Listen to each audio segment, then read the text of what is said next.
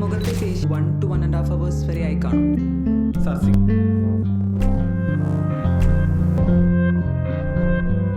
Balik lagi bareng gue Rizal.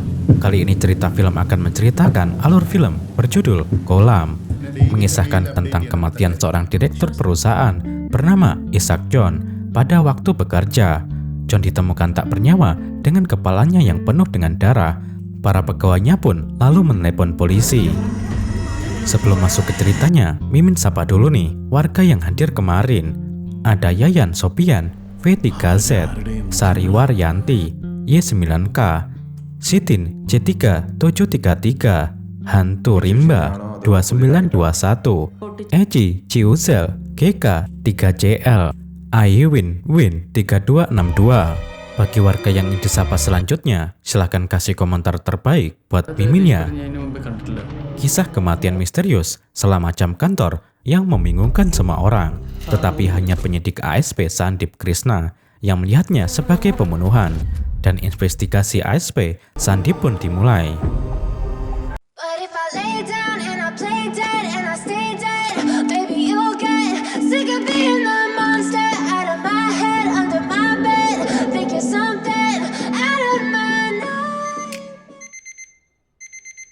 Suatu pagi di sebuah kota di Provinsi Kerala, seorang pegawai perusahaan IT bernama Albert dan Sabati baru bangun dari tidurnya. Mereka berdua tinggal bersama. Mereka berdua bersiap-siap berangkat ke kantor. Di saat yang bersamaan, rekan-rekan kerja Albert dan Sabati yang lain juga bersiap-siap berangkat ke kantor. Salah satunya adalah Mufidah yang merupakan seorang muslimah. Di antara mereka ada yang pergi menggunakan kendaraan pribadi dan ada juga yang pergi menggunakan kendaraan umum. Tak lama kemudian, mereka semua tiba di kantor. Sebelum masuk ke dalam ruangan, mereka melakukan absensi fingerprint terlebih dahulu.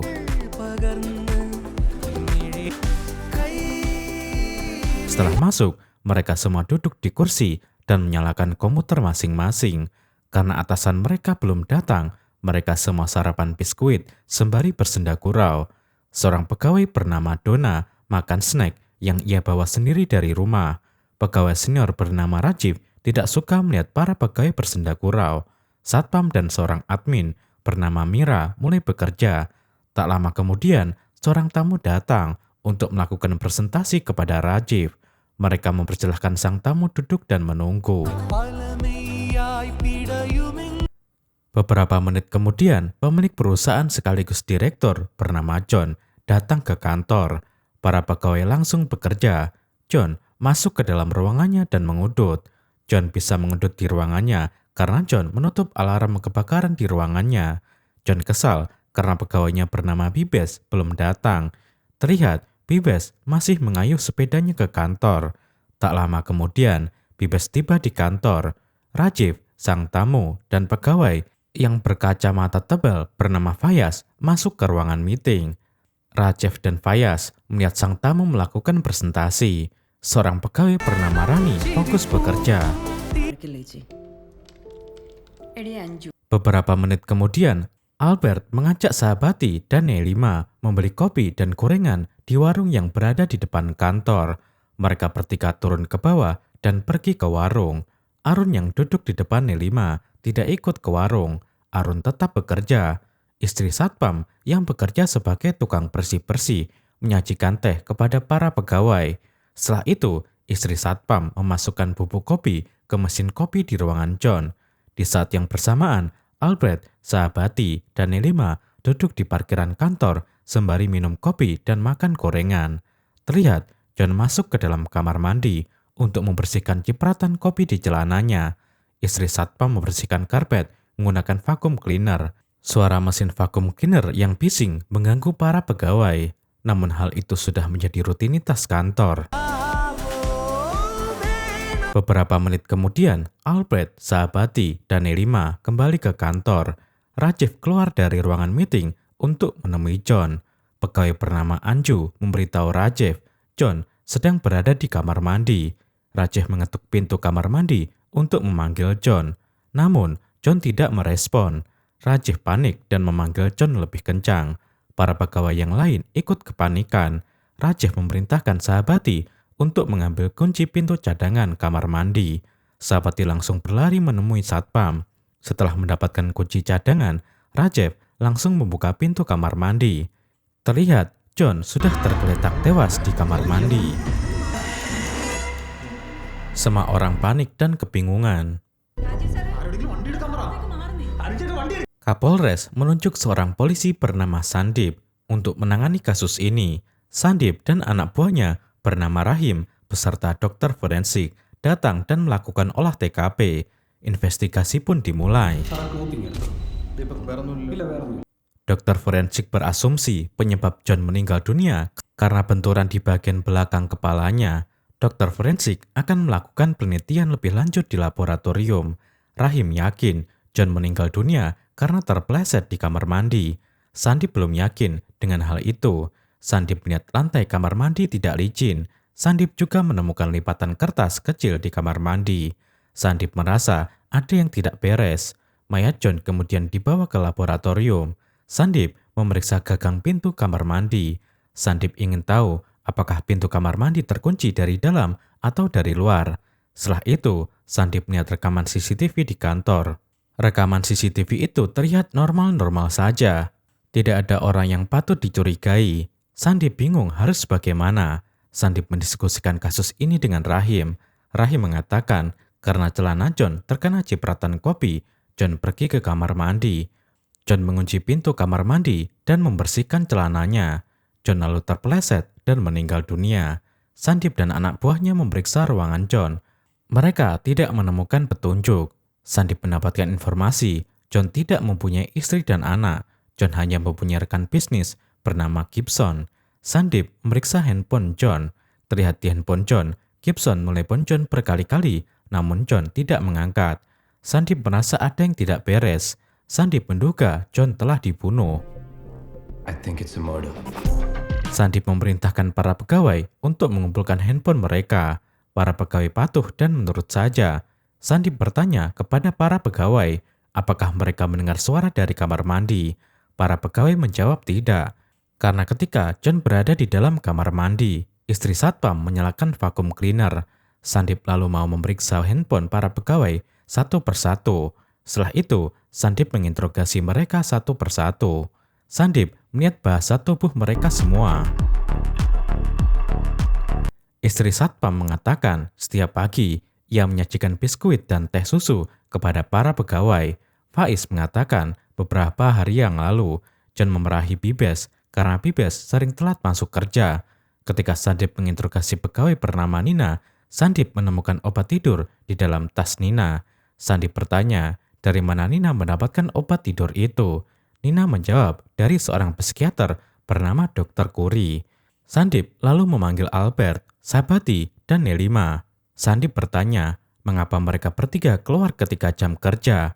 Mereka bertiga menjawab, mereka keluar membeli kopi dan gorengan di warung. Setelah menginterogasi para pegawai, Sandip belum menemukan petunjuk. Sandip terus memikirkan kasus ini. Insting Sandip mengatakan John dibunuh oleh salah satu pegawainya. Namun, Sandip belum tahu siapa pembunuh John.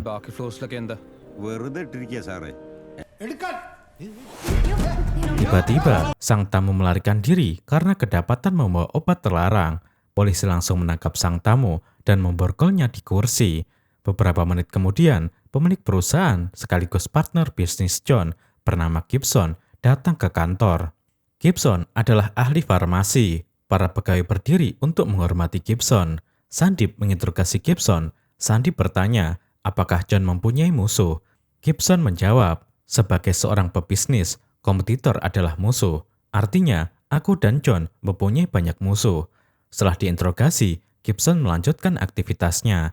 Sandip belum mendapatkan petunjuk. Sandip berpikir sembari mengudut di luar. Ketika Sandip mengikat tali sepatunya, Sandip melihat coretan di mobil Arun. Sandip teringat coretan itu sama persis dengan coretan yang dibuat putri Dr. Kuri ke mobilnya. Sandip bertanya kepada Arun, apakah Arun mengenal Dr. Kuri? Arun menjawab tidak. Sandip yakin Arun berbohong. Sandip memberitahukan Rahim untuk menjaga para pegawai di kantor. Para pegawai dilarang pulang dahulu. Kemudian Sandip pergi menemui Dr. Kuri. Selama ini, Sandip kenal baik dengan Dr. Kuri. Sandip bertanya kepada Dr. Kuri, apakah Dr. Kuri mengenal Arun? Dr. Kuri menjawab tidak kenal. Sandip yakin Dr. Kuri berbohong.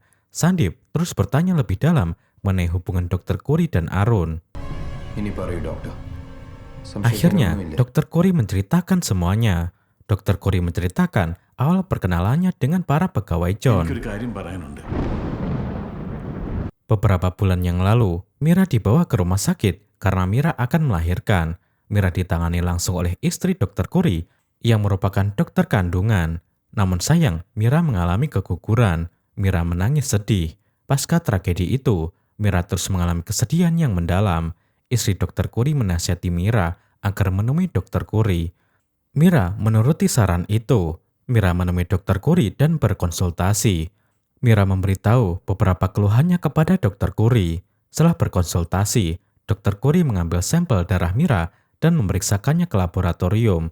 Beberapa hari kemudian, Albert dan Sahabati datang menemui Dr. Kuri. Dr. Kuri baru tahu bahwa Albert dan Sahabati adalah rekan kerja Mira. Albert dan Sahabati juga memberitahu beberapa keluhannya kepada Dr. Kuri. Keluhan-keluhan Albert dan Sahabati sama persis dengan keluhan-keluhan Mira. Dr. Kuri lalu mengambil sampel darah Albert dan Sahabati. Dr. Kuri bertanya kepada Albert dan Sahabati apakah ada rekan kerja mereka yang juga mempunyai keluhan. Albert dan Sahabati menjawab rekan kerja mereka bernama Arun dan Mufida mengeluhkan rambut mereka yang kian menipis. Rekan mereka yang lain bernama Fayaz mengeluhkan penglihatannya yang kian memburuk. Dr. Kuri merasa ada yang tidak beres. Dr. Kuri menyuruh Albert dan Sahabati untuk memanggil semua rekan kerjanya. Semua pegawai John lalu menemui Dr. Kuri. Dr. Kuri kasihan melihat wajah mereka yang kesakitan. Mufida membuka kerudungnya dan memperlihatkan rambutnya yang kian menipis. Dr. Kuri semakin prihatin. Dr. Kuri meminta sampel darah mereka semua. Besok pagi, Dr. Kuri meminta Albert dan Sahabati menjelaskan rutinitas para pegawai di kantor. Albert dan Sahabati mengatakan setiap pagi mereka semua makan biskuit dan teh susu.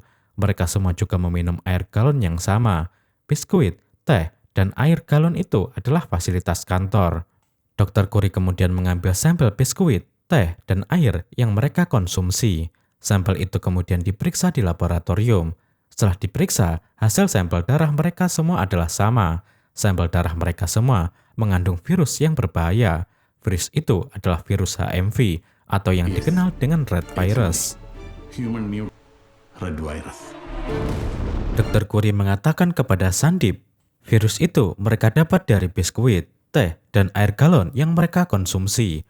Biskuit, teh, dan air galon itu diambil dari gudang milik John dan Gibson. Seperti yang diketahui, John dan Gibson juga memiliki perusahaan yang bergerak di bidang farmasi. Ternyata ini semua adalah rencana John dan Gibson. John sengaja menyebarkan virus kepada para pegawainya. Salah satu anak buah John di perusahaan farmasi mengatakan, pegawai John ada yang sedang hamil. John tidak peduli. John tetap akan menyebarkan virus itu kepada para pegawainya. Virus itulah yang menyebabkan rambut Arun dan Mufida kian menipis. Penglihatan Fayaz kian menurun dan Rani mengeluarkan darah dari hidung. Rajiv yang juga mengalami kencing darah. Kuku Nelima yang kian hancur dan lain-lain.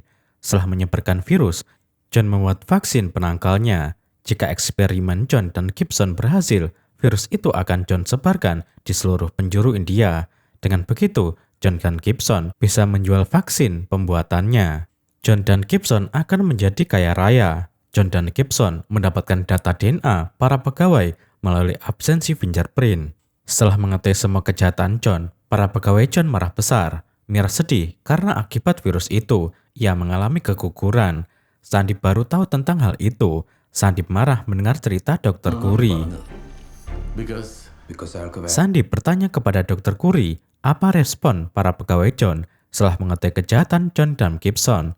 Dr. Kuri melanjutkan ceritanya. Dr. Kuri menghimbau kepada para pegawai John untuk menuntut John di pengadilan. Dr. Kuri akan menjadi saksi dan membawa bukti-bukti yang kuat di persidangan nanti. Namun, para pegawai John tidak mau menuntut John karena mereka yakin mereka pasti kalah di pengadilan. John dan Gibson akan menyewa pengacara mahal dan juga membayar hakim. Para pegawai John tahu hukum bisa dibeli. Para pegawai John akan menegakkan keadilan dengan cara mereka sendiri. ഇത് ഈ സൊസൈറ്റിയോടുള്ള ഞങ്ങളുടെ കമ്മിറ്റ്മെന്റ് ആണ്. Para pegawai John tidak memberitahu apa rencana mereka kepada Dr. Curry. സാധിച്ചില്ല. പക്ഷേ Setelah mendengarkan cerita Dr. Curry, Sandip semakin yakin John dibunuh para pegawainya. Sandip kemudian kembali ke TKP. Sandip bingung harus bagaimana. Di satu sisi, Sandip membenci John karena kejahatan yang sudah John lakukan. Namun sebagai polisi, Sandip harus mengungkap pembunuhan John. Sandip berpikir sejenak. Akhirnya, Sandip memutuskan untuk tidak mengungkap pembunuhan John. Sandip akan menulis di laporan bahwa John meninggal dunia karena terpleset di kamar mandi. Sandip mempersilahkan para pegawai pulang. Mereka semua pulang dan beristirahat. Di rumah, Sandip terus memikirkan kasus ini. Dokter forensik menelepon dan memberitahu Sandip penyebab kematian John adalah benturan di bagian belakang kepalanya. John murni terpleset di kamar mandi. John juga mengidap penyakit asma. Dokter forensik lalu menutup teleponnya. Akhirnya, Sandip tahu bagaimana pembunuhan ini terjadi.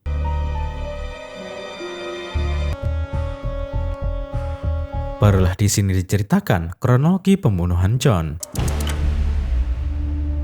Setelah mengetik kejahatan John, para pegawai John bertekad untuk membunuh John.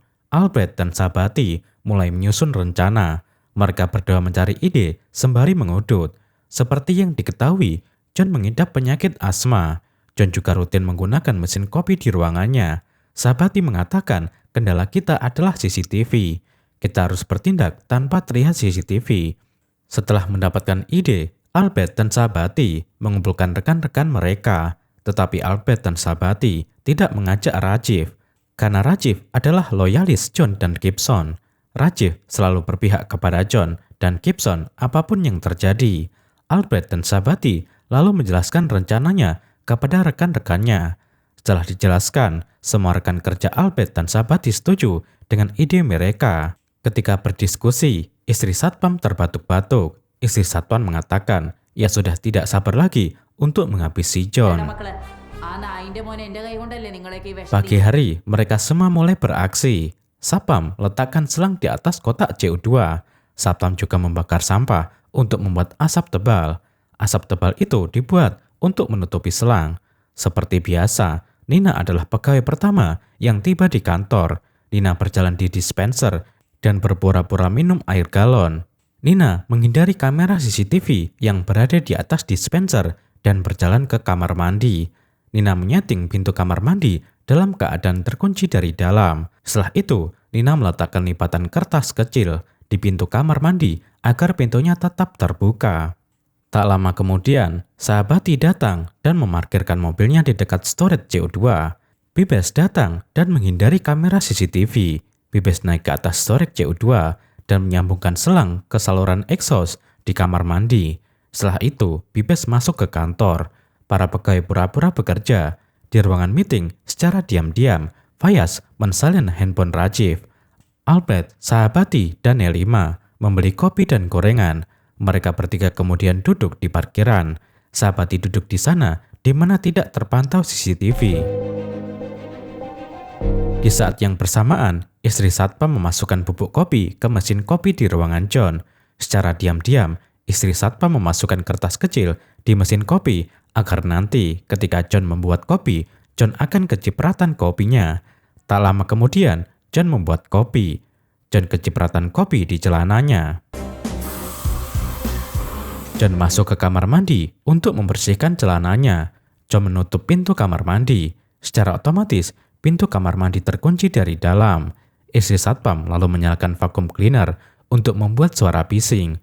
Mufidah memasukkan duplikat kunci ke pintu kamar mandi agar John tidak bisa keluar. Di parkiran, Sabati naik ke atas storage CO2.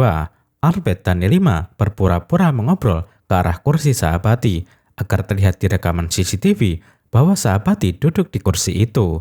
Sabati lalu mengaitkan selang ke CO2. Dengan cepat, CO2 memenuhi ruangan kamar mandi. John kaget melihat hal itu. John berteriak minta tolong. Namun suara John tidak terdengar karena suara bising vakum cleaner. John yang mengidap penyakit asma mulai sesak nafas. Tak lama kemudian, John kesulitan bernafas dan jatuh pingsan. Bagian belakang kepala John terbentur lantai. John tewas seketika. Sahabati lalu melepas selang CO2 dan mengembalikan semuanya ke tempat asalnya. Anjo menghindari CCTV dan pergi ke kamar mandi. Anjo bertugas mengambil duplikat kunci yang sudah dipasang Mufida. Duplikat kunci itu Anjo sembunyikan di dalam rambutnya. Istri satpam lalu mematikan vakum cleaner. Para pegawai lega karena sudah menjalankan tugas masing-masing. Beberapa menit kemudian, Gibson menelepon John berkali-kali. Karena tidak diangkat, Gibson menelepon Rajiv dan menyuruh Rajiv untuk memanggil John. Rajiv langsung mencari John. Anju memberitahu Rajiv, John berada di kamar mandi. Rajiv memanggil John di kamar mandi. Karena tidak merespon, Rajiv membuka kamar mandi menggunakan kunci cadangan. Mereka semua melihat John sudah tidak bernafas. Mereka semua puas melihat hal itu.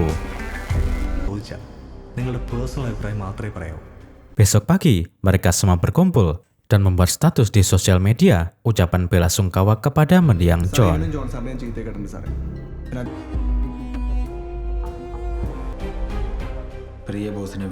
Setelah mengetahui semuanya, Sandip menghadap kepala polisi dan menyerahkan laporan kematian John. Di laporan itu tertulis, John meninggal dunia karena terpleset di kamar mandi. Rahim mengatakan ia sudah menduga hal itu sejak awal. Namun, Sandip tetap ngotot John dibunuh. Sandip tertawa sinis mendengar ocehan Rahim. Besok pagi, Sandip berolahraga seperti biasa. Sandip terus membaca berkas-berkas mengenai John dan Gibson. Sandip tahu Gibson juga merupakan otak dari kejahatan virus ini. Secara diam-diam, Sandip pergi ke pabrik farmasi milik John dan Gibson. Di sana, Sandip melihat pabrik farmasi yang besar dan mewah. Sandip menelusuri pabrik itu menggunakan kamera drone. Beberapa hari kemudian, Gibson menggantikan John di kantor. Para pegawai tidak suka melihat kedatangan Gibson. Para pegawai bersiap menyusun rencana baru untuk membunuh Gibson. Dan film pun berakhir.